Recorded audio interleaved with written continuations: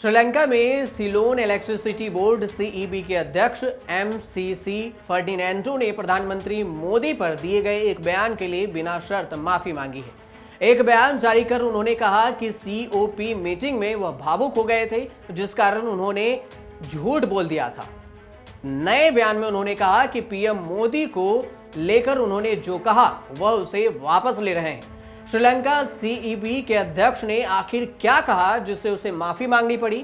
श्रीलंका में भारत के उद्योगपति गौतम अडानी को लेकर रार है। श्रीलंकाई सीईबी अध्यक्ष ने पीएम मोदी को लेकर झूठ बोला, तो क्या बोला और ये मामला क्या है, ये समझते हैं। दरअसल श्रीलंका के सिलोन इलेक्ट्रिसिटी बोर्ड यानी सीईबी के अध्यक्ष ने संसदीय समिति के सामने ये बयान दिया कि प्रधानमंत्री नरेंद्र मोदी ने पड़ोसी देश में एक बिजली परियोजना अडानी समूह को दिलवाने के लिए राष्ट्रपति गोटबाया राजपक्षे पर दबाव बनाया था। इस बयान से भारत में भी विपक्ष ने केंद्र सरकार पर निशाना साधा है। कांग्रेस नेता राहुल गांधी ने इस बयान से जुड़ी एक खबर के स्क्रीनशॉट को शेयर करते हुए ट्वीट किया और उन्होंने लिखा कि बीजेपी के उद्योगपतियों को फायदा पहुंचाने की नीति अब सरहद पार करके श्रीलंका तक चली गई है। सुप्रीम कोर्ट के वरिष्ठ वकील प्रशांत भूषण ने भी श्रीलंका के बिजली प्राधिकरण के प्रमुख के बयान पर बनी खबर को शेयर करते हुए सवाल किया है और लिखा है कि क्या यह भ्रष्टाचार नहीं है।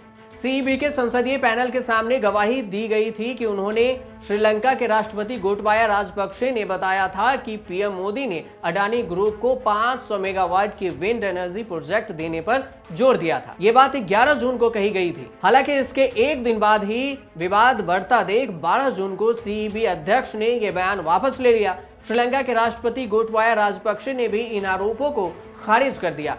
राजपक्षे ने इस दावे को लेकर किसी भी संस्था को परियोजना देने के लिए कहने से इनकार कर दिया। अब इसे लेकर उन्होंने माफी भी मांगी है। सीओपी चेयरमैन सरिता हेरात को एक बयान जारी कर सीईबी चेयरमैन एमसीसी फर्डिनेंडो ने कहा कि चर्चा के दौरान वह दबाव और भावनाओं के चलते भावुक हो गए थे, जिस कारण उन्होंने प्रधानमंत्री नरेंद्र मोदी शब्द का इस्तेमाल किया और कहा कि उनके द्वारा अडानी ग्रुप को प्रोजेक्ट देने पर जोर दिया गया था, जो कि पूरी तरह से गलत है। इस कारण मैं चाहता हूं कि यह बयान रिकॉर्ड से हटा दिया जाए। मैं बिना किसी शर्त के माफी मांगता हूं। राष्ट्रपति ने बयान से अपना किनारा कर लिया। 10 जून को हुई सीओपी मीटिंग के दौरान सीईबी चेयरमैन ने दावा किया था कि पवन ऊर्जा का एक टेंडर अडानी ग्रुप को पीएम मोदी के जोर देने पर मिला।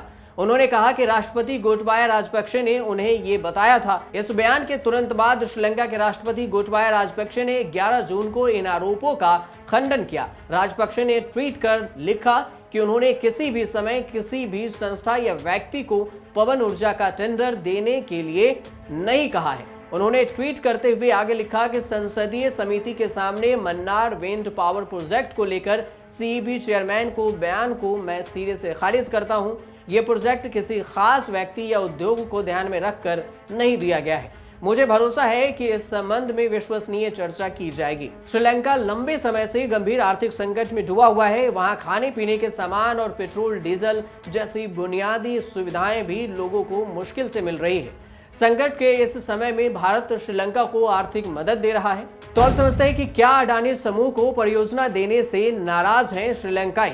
ये विवाद ऐसे समय में खड़ा हुआ है जब कुछ दिन पहले ही श्रीलंका सरकार ने ऊर्जा परियोजना के लिए बोली लगाने के नियमों में बदलाव किए हैं। देश की विपक्षी पार्टी समागी जन बलवेगया पार्टी ने संसद में आरोप लगाया था कि ये बदलाव मन्नार कॉन्ट्रैक्ट अडानी समूह को दिए जाने के इरादे से किया जा रहा है। पार्टी के सांसद नलिन भंडारा ने कहा था कि बोली लगाने की प्रक्रिया में इसलिए बदलाव किया गया है ताकि अडानी ग्रुप के परियोजना पाने का रास्ता साफ हो जाए या साफ किया जा सके। पार्टी के अन्य सदस्य हर्षा डी सिल्वा ने तो नए नियमों के संशोधन का सुझाव भी दिया था, जिसके अनुसार 10 मेगावाट से ज्यादा की परियोजना सिर्फ नीलामी प्रक्रिया से गुजरकर ही किसी कंपनी को सौंपा जाएगा। उन्होंने कहा कि ऐसा न करने से भ्रष्टाचार को बढ़ावा मिलेगा। इंडियन एक्सप्रेस ने अपनी रिपोर्ट में बताया कि सीईबी यूनियन भी अडानी समूह को परियोजना देने से नाराज है और देशव्यापी हड़ताल की चेतावनी दी थी। सीईबी इंजीनियरों के यूनियनों ने एक बयान में कहा कि अडानी समूह को विंड एनर्जी प्रोजेक्ट का तोहफा देने के लिए तेजी से व्यवस्था की जा रही है। इंजीनियरों के एक संघ ने सरकार से मांग की कि वो बिना नीलामी प्रक्रिया से गुजरे देश के विंड और सोलर प्रोजेक्ट अडानी ग्रुप को देना बंद करे। इस विवाद पर भारत सरकार या अडानी समूह की ओर से अभी तक कोई भी बयान सामने नहीं आया है। हालांकि बीते कुछ सालों में श्रीलंका के कई प्रोजेक्ट अडानी समूह को मिले हैं।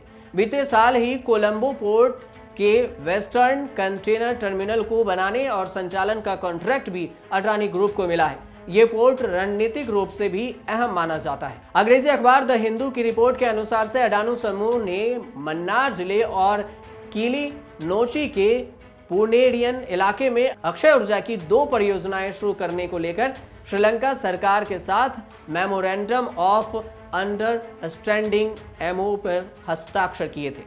दोनों पक्षों के बीच इसी साल 12 मार्च को समझौते पर हस्ताक्षर हुए, लेकिन इसकी शर्तें सार्वजनिक नहीं की गई। ये समझौता उस समय हुआ जब संकटग्रस्त श्रीलंका को भारत सरकार ने आर्थिक मदद देनी शुरू की थी।